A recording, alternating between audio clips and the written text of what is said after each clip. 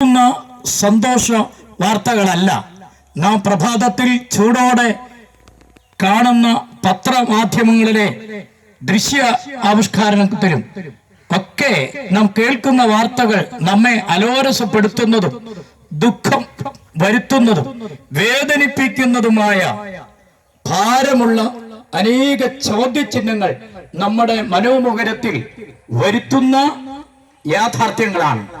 എന്നെ കേൾക്കുന്ന പ്രിയപ്പെട്ടവരെ, എന്താണ് ഇത്തരുണത്തിൽ ഞങ്ങൾക്ക് നിങ്ങളോട്, ഞങ്ങളുടെ അസ്ഥിയിൽ അസ്ഥിയും ഞങ്ങളുടെ മാംസത്തിൽ മാംസമായ ഞങ്ങളുടെ പ്രിയ സ്നേഹഭാജനങ്ങളോട് ഞങ്ങൾക്ക് പങ്കിടുവാനുള്ളത്? എന്താണ് സുവിശേഷം? സുവിശേഷം എന്ന് പറഞ്ഞാൽ നല്ല വാർത്ത എന്നാണ്. നല്ല വാർത്തയാണ്, സദ്വർത്തമാനമാണ്.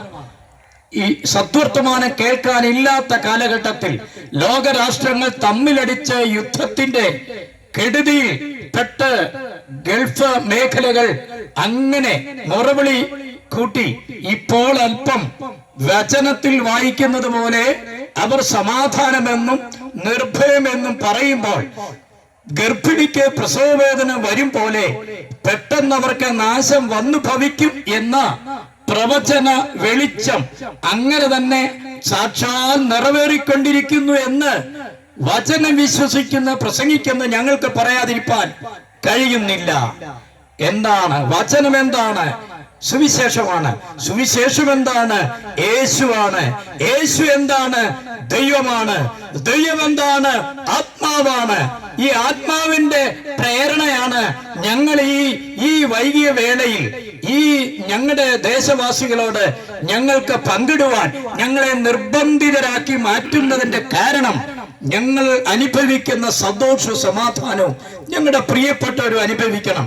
അഥവാ ഒന്നുകൂടി പറയട്ടെ, നല്ലൊരു ഭർത്താവായി, നല്ലൊരു ഭാര്യയായി, നല്ലൊരു മകനായി, നല്ലൊരു മകളായി, നല്ലൊരു മരുമകളായി, നല്ലൊരു അമ്മായിയപ്പനായി, അമ്മായിയമ്മയായി, നല്ലൊരു അയൽവാസിയായി, നല്ലൊരു സഹോദരനായി, നല്ലൊരു സഹോദരിയായി എങ്ങനെ നമുക്ക് നമ്മുടെ ഈ ജീവിതത്തിൽ പ്രാക്ടിക്കൽ ലൈഫ്, പ്രായോഗിക ജീവിതത്തിൽ എങ്ങനെ നമുക്ക് അനുഭവിച്ച് മുന്നോട്ട് പോകുവാൻ കഴിയും എന്നതിനെ കുറിച്ച് ലോകത്തിലെ ഒരു ഗ്രന്ഥത്തിലും വീട്ടിൽ എങ്ങനെ പെരുമാറണം, ആരോട് എന്തൊക്കെ സംസാരിക്കണം, എന്തായിക്കൂടാ എന്ന കാര്യം സവിസ്തരമായി സംസാരിച്ചിട്ടുള്ള ലോകത്തിലെ ഏക ഗ്രന്ഥം വിശുദ്ധ വചനമാണെന്ന് പറയുന്നതിൽ സന്തോഷമുണ്ട്, അഭിമാനമുണ്ട്.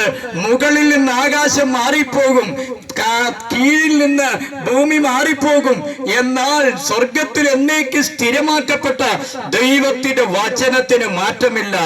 ഇന്നലെ കണ്ടത് നാളെ ശാസ്ത്രവും സയൻസും പത്രവും തിരുത്തി പറയും. എന്നാൽ മനുഷ്യരെല്ലാം അവസരം പോലെ പറയും. രാഷ്ട്രീയ നേതൃനിരകളൊക്കെ തന്നെ പ്രകടന പത്രികൾ പലതും ഇറക്കിയെങ്കിലും അതൊക്കെ തിരുത്തി കുറിച്ചുകൊണ്ടിരിക്കുന്ന കാലഘട്ടമാണ് നാം കണ്ടും കേട്ടും കൊണ്ടിരിക്കുകയാണ്. എന്നാൽ എന്നെ കേൾക്കുന്ന പ്രിയപ്പെട്ടവരെ, ഇന്നലെ സംസാരിച്ചതും ഇന്ന് പറഞ്ഞതും നാളെ പറയാനിരിക്കുന്നതും മാത്രമേ ദൈവത്തിന്റെ വചനത്തിലുള്ളൂ. ഈ വചനമാണ് മദ്യപാനിയെ വ്യത്യാസപ്പെടുത്തിയത്. ഈ വചനമാണ് കുടുംബകലഹം ഒഴിവാക്കിയത്. ഈ വചനമാണ് കുടുംബ തകർച്ച മാറ്റി സമാധാനമുള്ള അന്തരീക്ഷം കൊണ്ടുവന്നത്. ഈ വചനമാണ് മനുഷ്യനെ മനുഷ്യനാക്കി മാറ്റിയത്. ഈ വചനമാണ് എന്തിനധികം സംസ്കാരത്തിലേക്കും മാന്യമായ വസ്ത്രം ധരിച്ചും മാന്യമായി സംസാരിക്കണമെന്നും മാന്യമായി ഇടപെടണമെന്നും മാന്യമായി ജീവിക്കണമെന്നും അന്തസ്സായി ജീവിക്കണമെന്നും ഒക്കെ പഠിപ്പിച്ചതും അതൊക്കെ ഉപദേശിച്ചതും ഈ ദൈവത്തിന്റെ വചനമാണ്.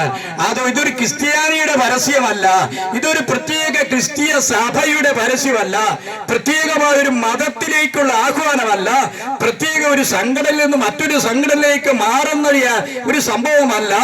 ഇന്ന് അതൊക്കെ കാലുമാറ്റങ്ങളുടെ വലിയൊരു നീണ്ട നിര തന്നെ രാഷ്ട്രീയത്തിലും മതങ്ങളിലും സഭകളിലും സംഘടനകളിലും ഒക്കെ ഞാനും നിങ്ങൾ കണ്ടുകൊണ്ടിരിക്കുമ്പോൾ, അതൊക്കെ നമ്മുടെ കർണപുടങ്ങളെ അലോരസപ്പെടുത്തിക്കൊണ്ടിരിക്കുമ്പോൾ, എന്നെ കേൾക്കുന്ന സ്നേഹിതരെ, നിന്റെ തലമുറ അനുഗ്രഹിക്കപ്പെടണ്ടേ?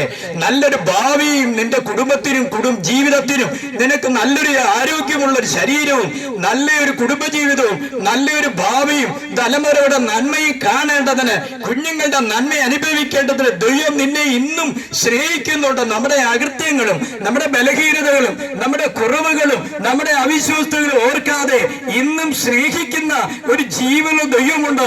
ആ ദൈവത്തിന്റെ വചനവിത്തില് ബാക്കി ഒന്ന് പറഞ്ഞോട്ടെ. അത് യോഹന്നാന്റെ സുവിശേഷം